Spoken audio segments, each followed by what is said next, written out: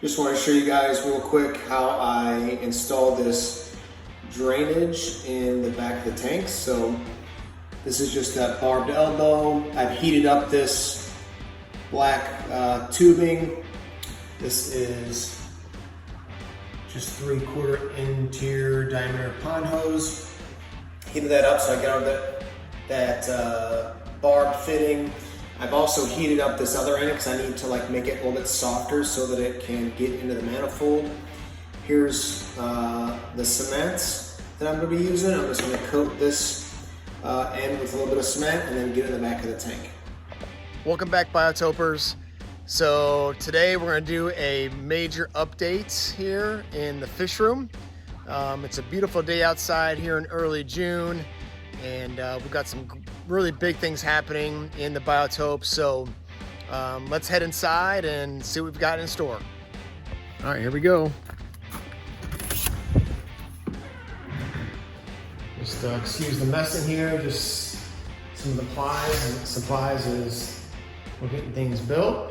So where we are right now, this is the full rack. We're gonna go tank by tank and even do some feeding.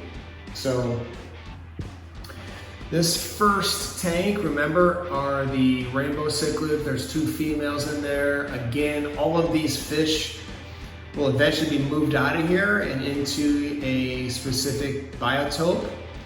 So rainbow cichlids are largely from Central America, specifically Costa Rica, and we'll be doing a biotope on northern Costa Rica on the Atlantic side of the ocean near Lake Nicaragua, so right over the border there into Costa Rica. So they will be in that.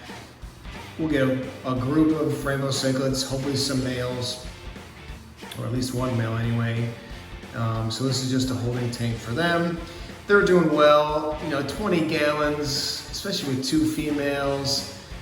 They're a little skittish and they do hide a lot. They will lay eggs quite a bit. Usually on this flat rock, there's nothing there now, but one of them just laid eggs a little while ago. There's one back there by the heater. And the other one is here under these rocks. I see them poking out there. And if you've not kept rainbow cichlids, they're relatively peaceful Central American cichlid. They stay kind of small. As you see, they do rip up some of the val. Not all of it, but they do like to kind of make little pits in the stones or gravel, so just gotta be aware of that, but try to keep it planted as best I can.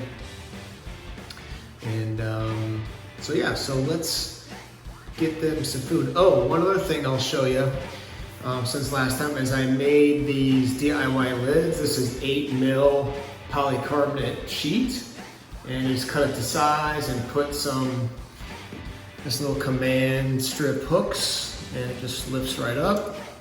And these are great. They keep the heat in. They're really great insulators. They let light through, obviously. They're sturdy, easy to cut. I cut these with a chop saw, and I cut out the little sponge filter and made a place here for the hang on the back, just with some heavy kitchen shears. So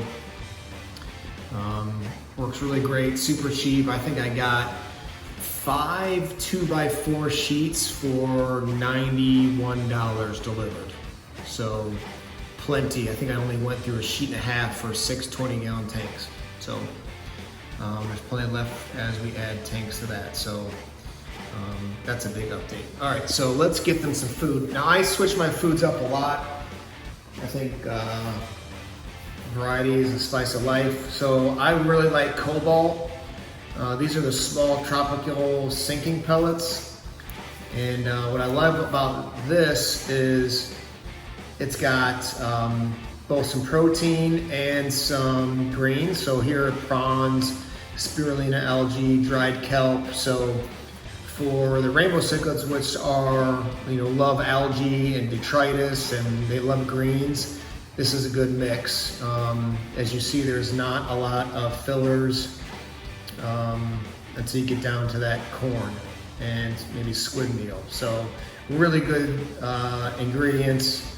I'm not sponsored by Cobalt at all, but I love their stuff and it's really done well for me. So let's get them fed and see. Usually these guys are pretty good eaters. Just kind of depends on their mood. So I'm just gonna lift this up a little bit here and try to do this one-handed. Normally I have to take it off all the way, but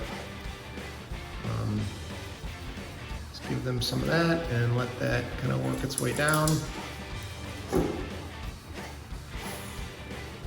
see if we can get them to come out.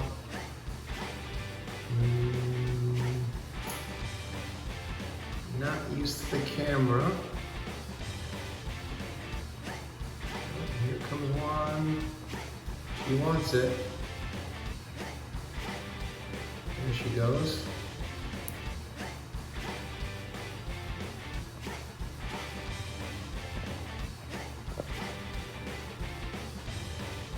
Beautiful fish.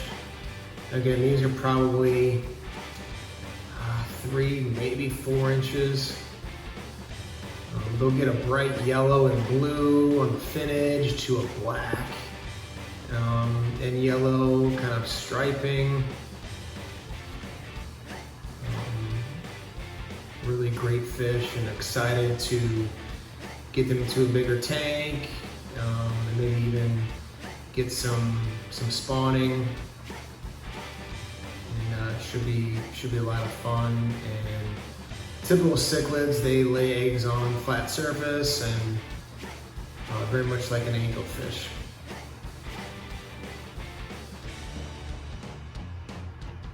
So they're doing great, and like I said, really good eaters.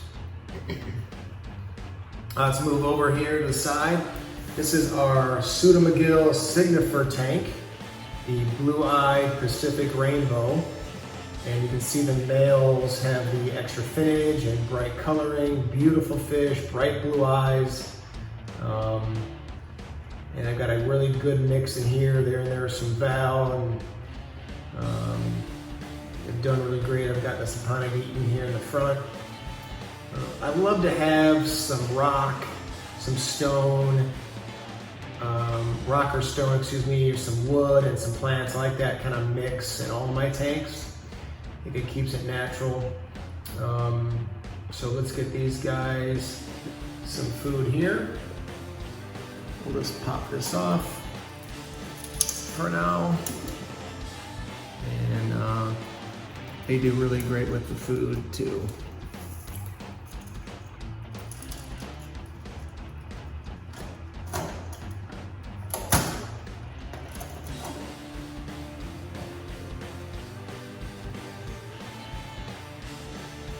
And they're usually pretty good top feeders, but they'll swim around and get about anything. You gotta keep the food kind of small for these guys. These pellets here are the 1.5 mil, and that's about as big as I'll go with these. I'll also give these a lot of the microworms, some small flake. So they're really great fish, and again, these will eventually be going into their own kind of northeastern Australian biotope once we get the bigger tank set up. So this is just a holding for right now. So seeing them display and stuff is pretty awesome. So they're a cool little fish and readily lay eggs. So lay eggs and have babies. Some babies will make it in here. Eventually they get eaten, but they're super small.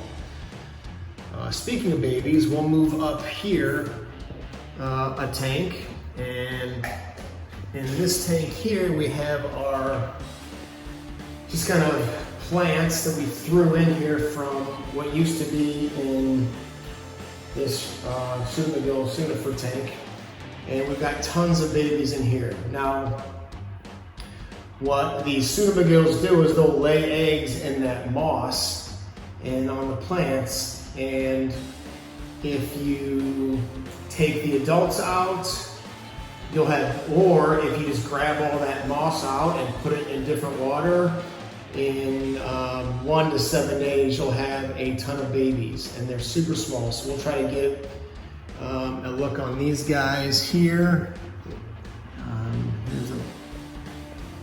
So you can see some right there. Very teeny tiny, swimming around. Try to keep it in focus here. But they are an eyelash. You can see them kind of swimming all around there. I mean, I have no idea how many are in here, but there's a bunch. Just saw some over here. There's one there. So again, because they're super small, I'll just give them some live microworms. So all I have in here is an air stone. Here's my microworm culture. So what I'll do is I'll take this lid off here, and you can see inside. I've got it drilled, I've got an overflow there for eventually we'll add water to it, but this is all it is. There's Val, there's Java fern, Java moss.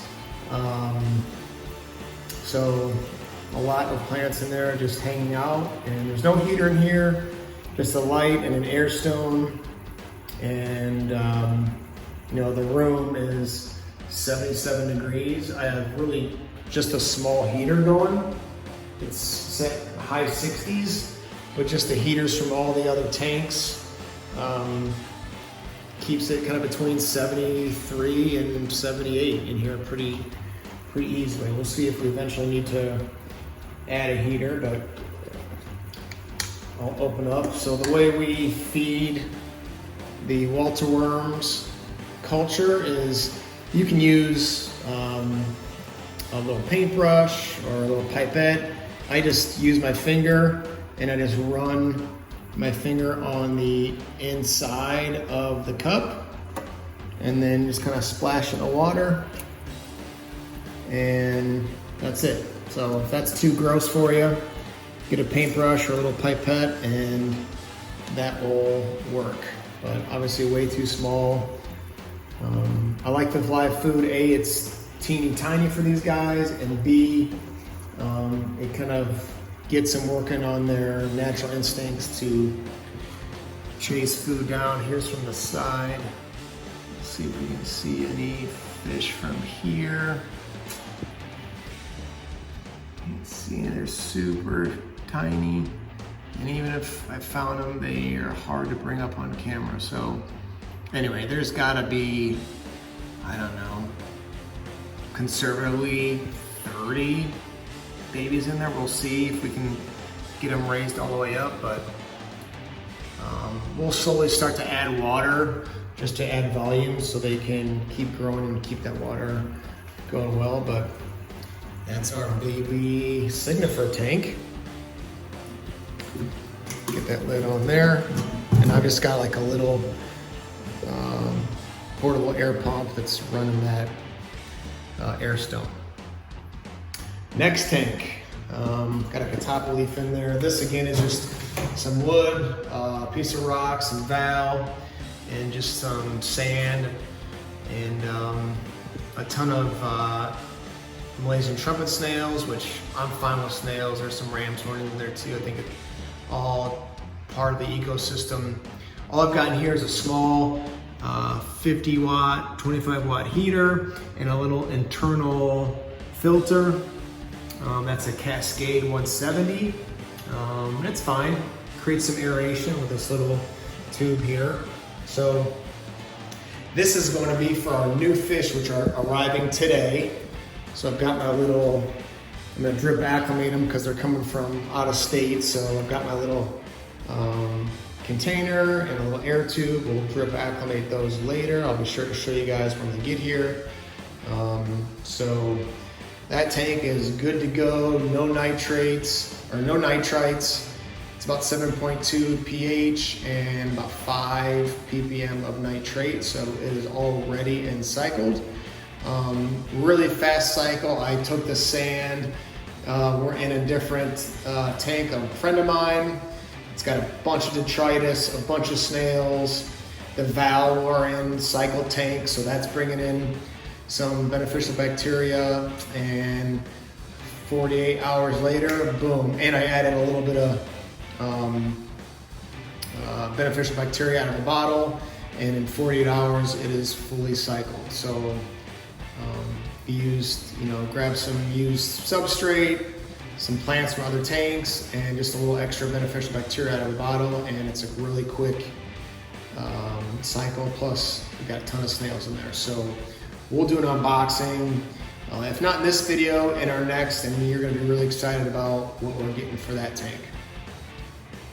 I will say it will be part of the Costa Rican biotope with the rainbow cichlids eventually. So again, just a holding tank.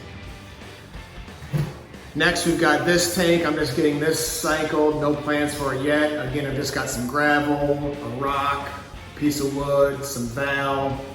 In this tank, I've got no heater, but just a Aqueon. That's the AT10. So, nothing major, and just cycling that through. So pretty simple there. And then this tank, you saw we got our intake there for the overflow, and we got our drainage hooked up. So what I'll probably do, usually like to do, is just fill these tanks up, scrape the sides, just to kind of clean off the inside a little bit, and then siphon that water out and then fill it up again. But I've got to get substrate still for this and some lights. I do have a light that I've got here for this. I just grabbed some LEDs from an old hood, and I've just got them kind of rusting up here. So we'll eventually, and it's fine, does a good job, but we'll eventually get a different light for both these tanks. And next I've got to cut out the sponge for that, and I'll show you guys how to do that right now. All right, here are materials. These are just a heavy duty pair of kitchen shears. Don't use the cheap ones, they will not do it. They'll break the handle, so these are good. A tape measure and our lid. Now I know that sponge is about a 2-inch square. So a really easy way to do this is just mark off 2 inches, make a little clip on where that is. 2 inches from this side. And then just make a little snip where that goes. And then now I've got my starting points. And with these shears, it cuts real easy.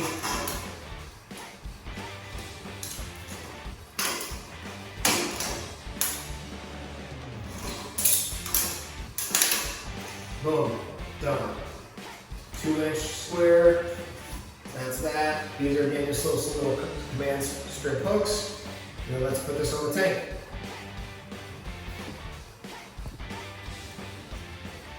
All right, here we are, back up on the tank. You'll see this just fits right in on that. Perfect fit. There's just a little bit of play, and this lifts right up. Right here. Creates that little space there for that, and just that easy.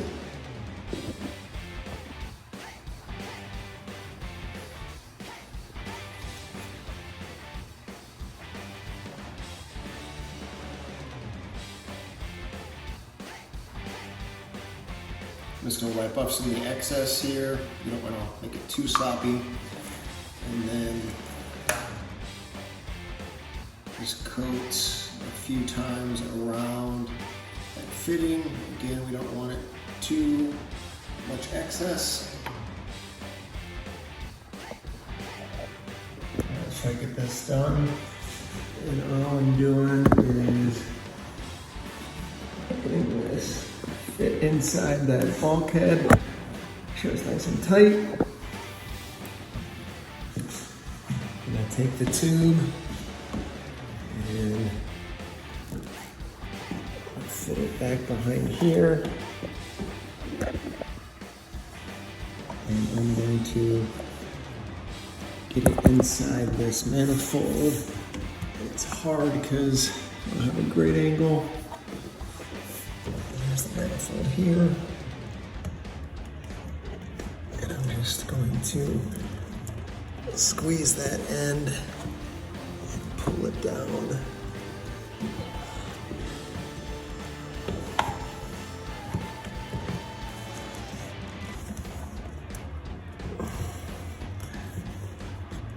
Gotta make sure it's all the way in there. Oh, that's too short.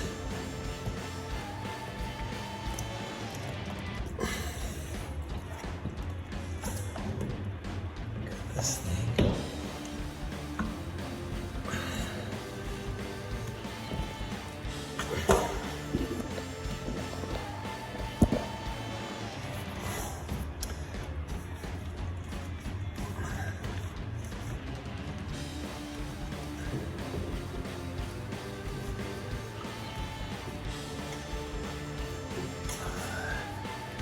Okay, it's in there.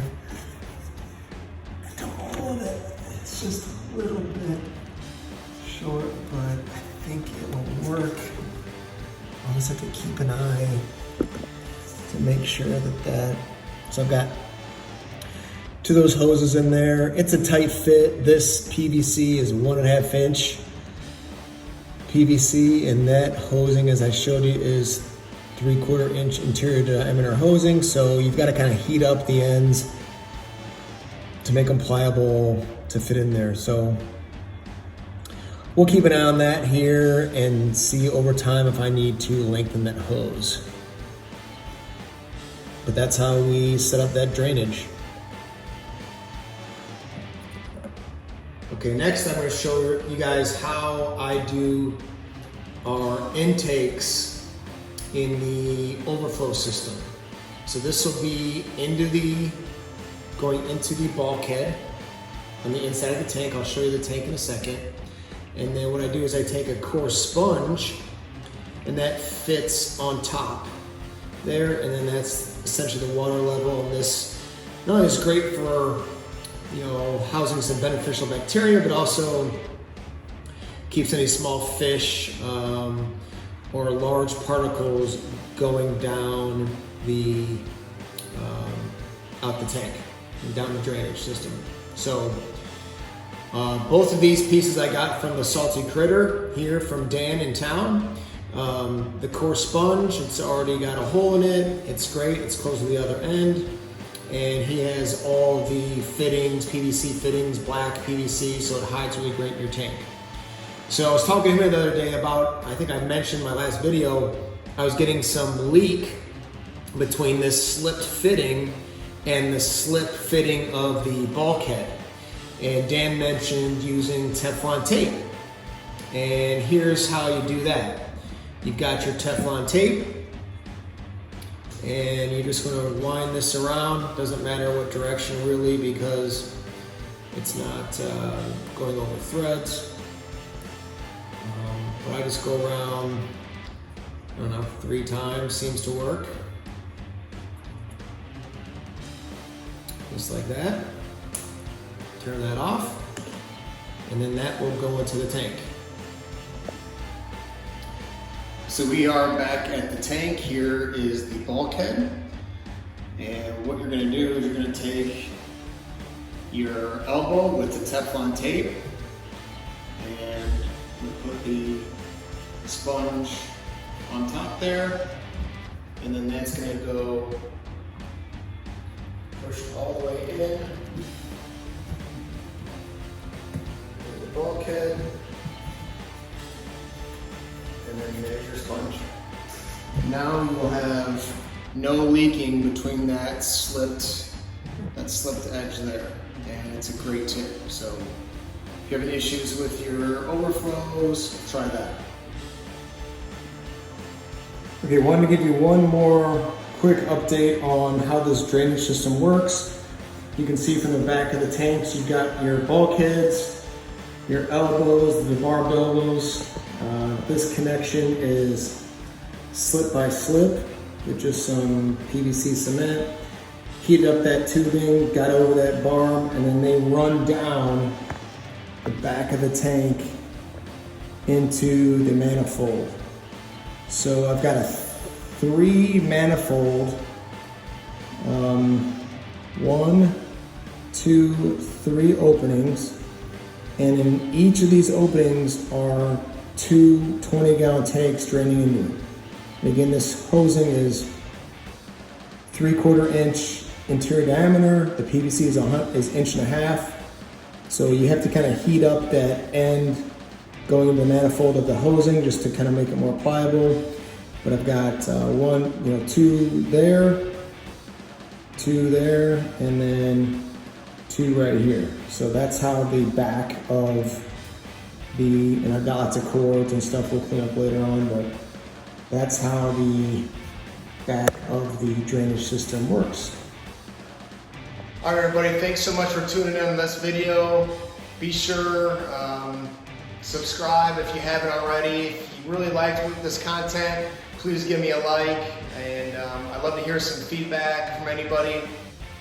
Make sure you hit that notification, because in the next video, we're going to be opening a box of our new fish for this other 20-gallon tank, and you don't want to miss that, so be sure you stay tuned. Thanks, everybody. See you next time.